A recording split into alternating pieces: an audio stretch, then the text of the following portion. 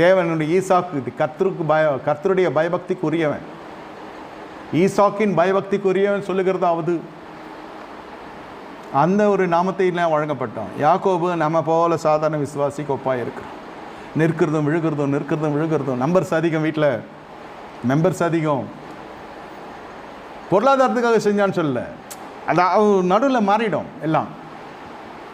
அந்த மாறக்கூடாது என்பது தான் அவரை அறிகிற அறிவு. இப்போ தெரியுதா, கர்த்தரை நீங்கள் இவ்விதமாய் கற்றுக்கொள்ளவில்லை என்று பவுல் சொல்லுகிறார்.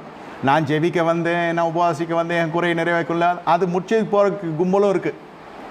கல்யாணம் வரைக்கும் வருவோம், அதுக்கப்புறம் ஆளாக காணாந்து போயிடுவோம்.